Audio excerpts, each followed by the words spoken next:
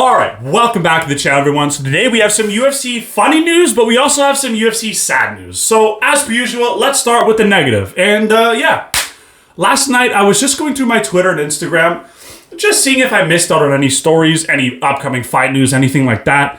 And then I see this post breaking Brian Ortega out of his fight against Aljamain Sterling due to a weight issue. And I'm just like, because to me, this was the only fight I was kind of looking forward to on this card. Because that's the thing, I was thinking of making a breakdown video all week about, Zhang Mingyang and Johnny Walker and then these two. But then I'm like, what's the point of doing all this research and fight or film study for Johnny Walker versus Zhang Mingyang? Literally, no chin versus power puncher, up-and-coming prospect. It's kind of a no-brainer what they're doing. Zhang Mingyang, he's from China. They're doing an event in China. They want to build up the audience. And then, like I said, power puncher versus a guy with no chin. Zhang Mingyang, easy round one knockout. You know what I mean? Like, it'd just be a colossal waste of time to do any study on that, So, that being said, then the Aljamain Sterling versus Brian Ortega.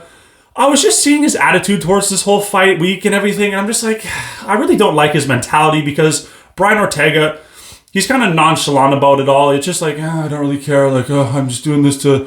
It feels like he's just showing up for a check. And I hate to say that, but it is what it is.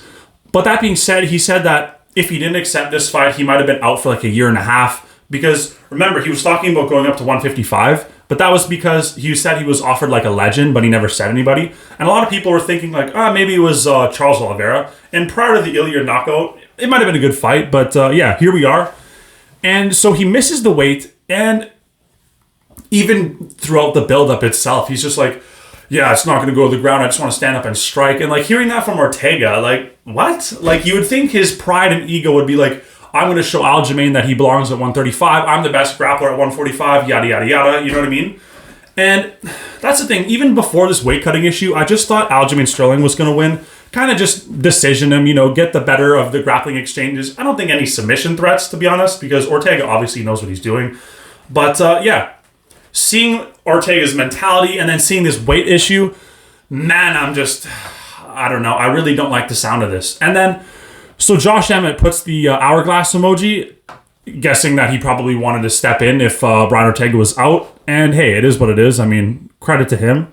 But, was not needed because then a few minutes later, update, Brian Ortega and Aljamain Sterling have both weighed in at 153 and the fight will move forward as a catchweight bout. And generally the UFC hates catchweight bouts, so I was kind of shocked by this, but I'm glad that the fight's still going on. But that being said, you see Brian Ortega walk up to Aljamain Sterling and the guy looks barely conscious. And it reminds me of The Walking Dead, bro. Like, I hate to even laugh about it, but it's just like, Brian Ortega better thank whatever God, universe, whatever he is, thank his lucky stars because he's not facing a power puncher. If Brian Ortega had this terrible of a weight cut versus a power puncher, not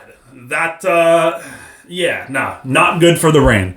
So, that being said, clear win for Aljamain Sterling. I don't think this fight should even go ahead. I get, Brian Ortega's like, fuck, I showed up. I want to get my money. It is what it is. But you don't want to see a fighter this depleted. And I get the weight cut takes a toll on everybody. And there's a larger discussion about weight cutting in general in the sport. But to me, this is too much. And I don't ever want to see Brian Ortega cutting down to 145 again. No way. Some people are going to be like, oh, well, it's in China and the time difference, blah, blah. No, I just think this weight cut's far too dangerous for Ortega. And that's the thing. Ortega doesn't even seem like that big of a guy, but, it is what it is. People would be like, oh, maybe a new nutritionist. Ortega's made 45 so many times in his career, I do not want to see him at this weight class again. And he has that right. You know what I mean? When you're older in the tooth, older in your career, go up the weight class like Gilbert did, like Masvidal did. A lot of people do it. Even I think Whittaker did it. He was fighting at 170 before he went up to 185. So it is what it is. But you hate to see this. And I would not. Normally I get so annoyed, and especially, like I said, this was the only fight that I was kind of looking forward to on this card, but I would not be disappointed if they pulled it because, it's just you got to look out for Ortega. And if I was Ortega's manager, like I said, though, it's not a power puncher. Aljamain's not a power puncher, so at most he's just going to be out-grappled for, 15, or no, I think it's actually 5 rounds. So, yeah, 25 minutes. But, yeah. That being said, yeah, now that we see the weight cut, I'd say maybe Aljamain Sterling has a better chance of getting a submission later on in the fight, just because I don't think Ortega's cardio is going to hold up. Aljamain Sterling just has so much more to prove, and he's just so much more energized, and he's in a new weight class. Whereas Brian Ortega, it's kind of just like, same old shit, another 45 contender over and over again, So, yeah, it's just... And Brian Ortega is not even talking about the eagle and the broken wing and shit. It's just like, I don't know, I hope Brian Ortega has some good people in his corner. That's all. I worry about the guy. I'm not the biggest Brian Ortega fan, but he seems like a cool dude, and you don't like to see this. Now, moving on to the funny news. Fucking hell, dude. Sean Strickland. You guys remember when he went to the, it was one of those fights where I guess his teammate lost, and then the guy was just like, like emoting to him after the fight, and then Strickland got up, he's like, oh my god, it was so cringe. But, yeah, I guess they slapped him with a fucking 6-month suspension. However, they said that it would be 4.5 if he did anger management, bro. Fuck yeah. Now, I will say this. I think Strickland, his whole character, well, I guess it's kind of himself at this point, but I feel like his whole character and all that, it's kind of getting worn out, and especially, like, people loved his kind of theatrics and all that shit when it was against Adesanya and the Drickus, the first one. But after seeing Strickland's recent performances, and especially against like Costa and then the Drickus rematch, people are kind of jumping ship on the whole Sean Strickland thing. And to me, I feel like this is a blessing in disguise, because the UFC would be the biggest fucking idiots on the planet to not have someone go in and record these anger management. And maybe they can't record like the whole thing or whatever, but at least get a little highlight, a little clips, something, you know what I'm saying? Because it'll bring Strickland's personality out even more. And like, people would love to see it. It's like, okay, Strickland, so, when you see red, you're just gonna have to calm down and breathe. What the fuck do you mean, you liberal? What the fuck are you talking about? So it's like, it would be funny. I feel like it would give him, like, it would give him grace with the fans again, and I feel like he would build him up more, because that's the thing. He's kind of went MIA. After his last fight, we haven't heard much of him. Like, he made the prediction against Chimaev and all that, but, I'd like to see him build himself back up when it comes to, like, the mentality of the fans, because his fights have not been delivering, and all his talk of, like, we're gonna go to war, we're gonna go out and fight for you guys to the death, and then he just, you know what I mean? Like, it's just, he's kind of been under-delivering lately. And that's the thing. Not every fight has to be a war. But, I mean, don't sell every fight as a war if you're not going to go to war. But, I say that, but then I'm like, I get annoyed when people don't promote themselves. So it is what it is. Now, Strickland's official thing was, well, ready to put this to bed and get back in the cage. Can't have a terrorist as a champion. Sadly, I think I'm the only one to change that. Appreciate the commission for getting this done. Anger management, here I come. I just think it's so funny. And I think, like, even, like, if the UFC doesn't want to get their official crew, and that's the thing, I know people, it's kind of like a love and hate relationship with Nina Drama. Like, I don't mind her. You know what I'm saying? I don't want that to be the only perspective and the only person getting decent interviews. I like variety.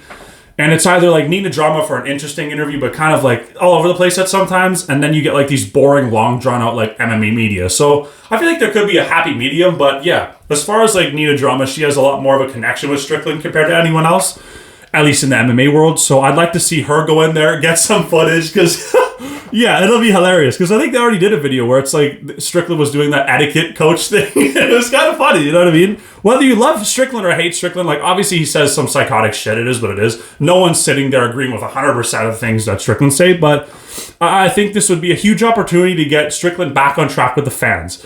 And as far as the UFC rankings go, it's like for Strickland himself, because I remember Adesanya was calling him out, and I think Paulo Costa, MVP was kind of thinking about fighting him too. So if you look at the rankings at middleweight here, so Strickland's going to be out for another 4 months. So we're in August, right? End of August. So September, October, November, December. So he's going to be back early next year, right?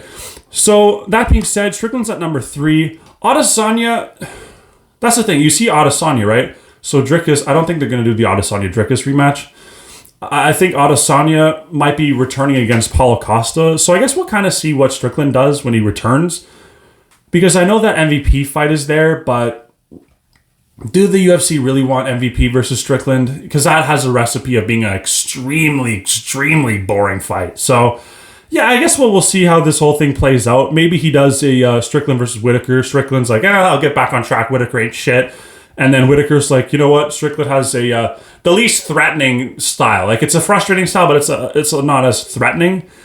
And it gives both guys, they don't have to come against these upcoming killers and just give one of them a chance to rebound. So yeah, that's what I think Strickland should do when he comes back.